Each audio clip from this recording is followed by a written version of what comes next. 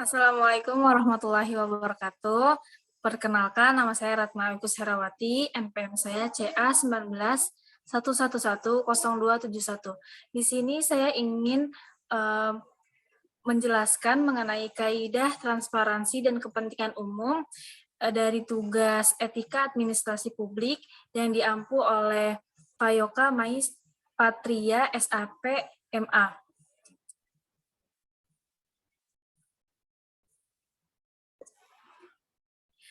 Di sini saya akan menjelaskan mengenai 4 hal. Yang pertama, konsep transparansi. Yang kedua, kepentingan umum, misi organisasi publik. Yang ketiga, pelayanan publik pada masyarakat. Dan yang keempat, reformasi birokrasi. Yang pertama, konsep transparansi. Transparansi dibangun atas dasar arus informasi yang bebas. Seluruh proses pemerintahan, lembaga-lembaga, dan informasi perlu dapat diakses oleh pihak-pihak yang berkepentingan. Dan informasi yang tersedia harus memadai agar dapat dimengerti dan dipantau. Menurut Andrianto, 2007 menyatakan bahwa transparansi keterbukaan secara sungguh-sungguh menyeluruh dan memberi tempat bagi partisipasi aktif dari seluruh lapisan masyarakat dalam proses pengelolaan sumber daya publik. Agus Dwianto tahun 2006 mendefinisikan transparansi sebagai penyediaan informasi tentang pemerintahan bagi publik dan dijaminnya kemudahan di dalam memperoleh informasi-informasi yang akurat dan memadai. Agus Dwianto juga mengemukakan 3 indikator yang dapat digunakan untuk mengukur tingkat transparansi penyelenggaraan pemerintah, yakni yang pertama, mengukur tingkat keterbukaan proses penyelenggaraan pelayanan publik, persyaratan, biaya, waktu, dan prosedur yang ditempuh harus dipublikasikan secara terbuka dan mudah diketahui oleh yang membutuhkan, serta berusaha menjelaskan alasannya. Yang kedua, merujuk pada seberapa mudah peraturan dan prosedur pelayanan dapat dipahami oleh pengguna dan stakeholders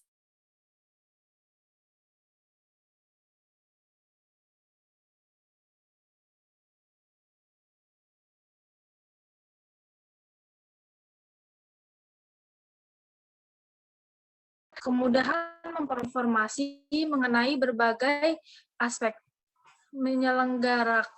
penyelenggaraan pelayanan publik. Informasi tersebut bebas didapat dan siap tersedia, atau freely and readily available. Mardiasmo dalam Christiansen menyebutkan transparansi adalah keterbukaan pemerintah dalam memberikan informasi yang terkait dengan aktivitas pengelolaan sumber daya publik kepada pihak yang membutuhkan, yaitu masyarakat. Mardiasmo menyebutkan tujuan transparansi, yaitu yang pertama, salah satu wujud pertanggungjawaban pemerintah kepada masyarakat, yang kedua, upaya peningkatan manajemen pengelolaan pemerintahan, yang ketiga, upaya peningkatan manajemen pengelolaan dan penyelenggaraan pemerintahan yang baik dan mengurangi kesempatan praktek KKN. Ada 6 prinsip transparansi yang dikemukakan oleh Humanitarian Forum Indonesia atau HFI, yaitu yang pertama, adanya informasi yang mudah dipahami dan diakses, dana, cara pelaksanaan, bentuk bantuan atau program. Yang kedua, adanya publikasi dan media mengenai proses kegiatan dan detail keuangan. Yang ketiga, adanya laporan berkala mengenai pendayagunaan sumber daya dalam perkembangan proyek yang dapat diakses oleh umum. Yang keempat, laporan tahunan. Yang kelima, website atau media publikasi organisasi. Dan yang keenam, pedoman dalam penyebaran informasi. Yang kedua, kepentingan umum dan misi organisasi publik.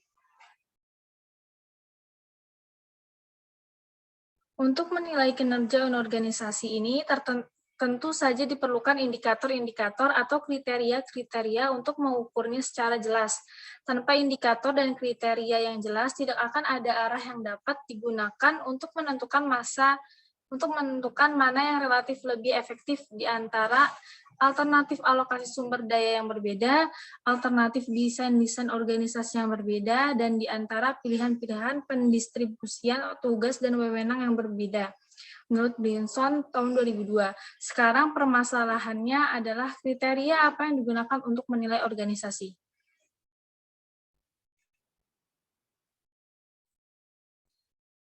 Sebagai sebuah pedoman dalam menilai kinerja organisasi harus dikembalikan pada tujuan atau alasan dibentuknya suatu organisasi. Misalnya untuk sebuah organisasi privat atau swasta yang bertujuan untuk menghasilkan keuntungan dan barang yang dihasilkan, maka ukuran kinerjanya adalah seberapa besar organisasi tersebut mampu memproduksi barang untuk menghasilkan keuntungan bagi organisasi.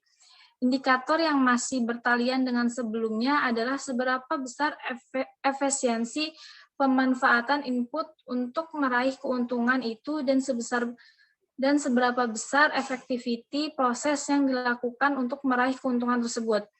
Sementara itu, ada indikator yang seringkali digunakan untuk mengukur kinerja organisasi privat atau publik seperti workload atau demand, ekonomi, efisiensi, effectiveness, dan equity atau Schlein and Woodward 1992 dalam Keban 1995, Productivity menurut Perry 1990 dalam Duyanto 1995.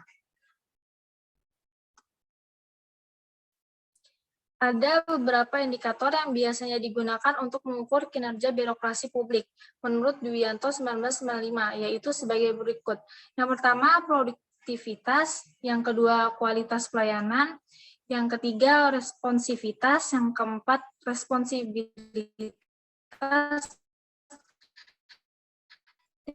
dan yang kelima, akuntabilitas.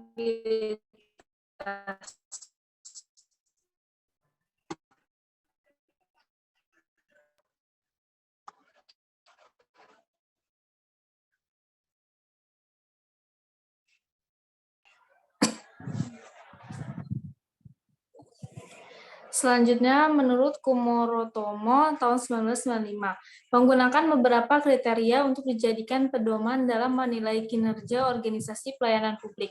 Antara lain adalah berikut ini. Yang pertama, efisiensi, yang kedua, efektivitas, yang ketiga, keadilan, yang keempat, daya tanggap.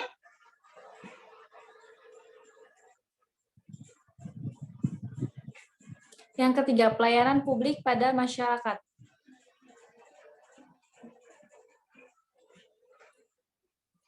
Negara dalam upaya mencapai tujuannya pastilah memerlukan perangkat negara yang disebut pemerintah dan pemerintahannya. Dalam hal ini, pemerintah pada hakikatnya adalah memberikan pelayanan kepada masyarakat. Untuk itu, birokrasi tidaklah diadakan untuk melayani dirinya sendiri, tetapi melayani masyarakat serta menciptakan kondisi setiap anggota masyarakat untuk dapat mengembangkan kemampuan dan kreativitasnya. Misi aparat birokrasi adalah memberikan pelayanan sebaik-baiknya kepada masyarakat, dengan meningkatkan kualitas sumber daya manusia, sehingga bisa memberikan kesejahteraan dan rasa keadilan pada masyarakat banyak. Pelayanan yang mengacu terkait dengan prinsip-prinsip good governance, sebagaimana tuntutan reformasi, yaitu untuk mewujudkan clean government dalam menyelenggarakan negara yang didukung prinsip-prinsip dasar kepastian hukum, akuntabilitas, transparansi, keadilan, profesionalisme, dan demokratis seperti yang dikumandangkan oleh World Bank, UNDP, United Nations, dan beberapa lembaga internasional lainnya. Selanjutnya, birokrasi sangat syarat dengan banyak tugas dan fungsi karena tidak saja terfokus kepada pelayanan publik, tetapi juga bertugas dan berfungsi sebagai motor pembangunan dan aktivitas pemberdayaan, seperti public service, development, and empowering. Akibatnya menjadi birokrasi sebagai lembaga yang tambun sehingga mengurangi kelincahannya. Yang keempat, reformasi birokrasi.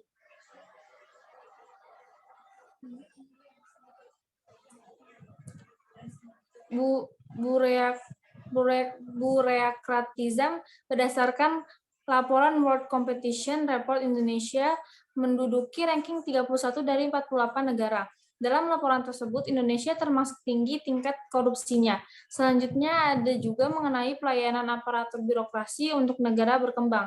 Di dalamnya termasuk Indonesia, faktor buruknya pelayanan aparat birokrasi disebabkan oleh yang pertama gaji rendah 56%, yang kedua sikap mental aparat pemerintah 46%, yang ketiga kondisi ekonomi buruk pada umumnya 32%, yang keempat administrasi lemah dan kurangnya pengawasan 48%, dan yang kelima lain-lain 13%. Presentasi lebih dari 100% disebabkan ada respons ganda dari responden. Dengan demikian, maka diperlukan adanya reformasi birokrasi di Indonesia.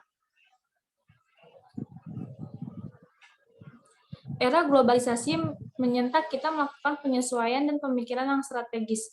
Aktivitas reformasi sebagai padanan lain dari change, improvement, atau modernization. Arah yang akan dicapai reformasi adalah efisiensi, effectiveness, dan responsiveness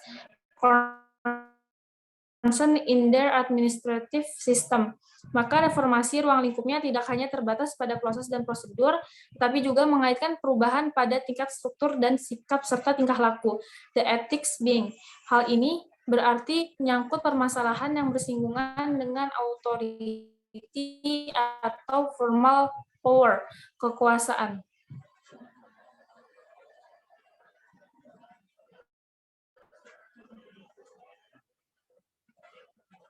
Oleh karena itu, yang pertama, perlu pemikiran pembenahan dan pengembalian fungsi dan misi birokrasi kepada konsep makna prinsip yang sebenarnya.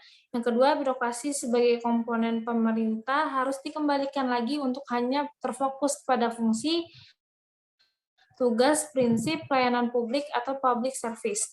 Akan Presiden melalui politika will melakukan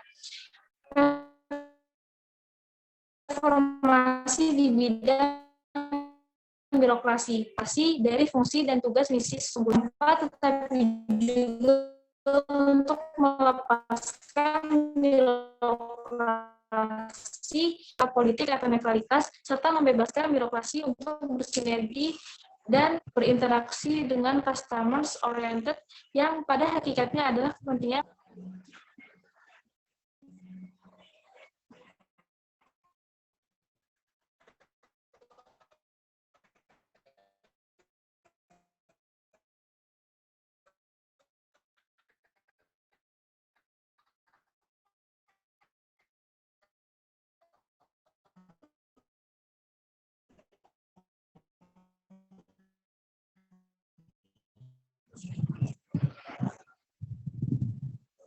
Sekian penjelasan dari saya, kurang lebihnya mohon maaf. Wassalamualaikum warahmatullahi wabarakatuh.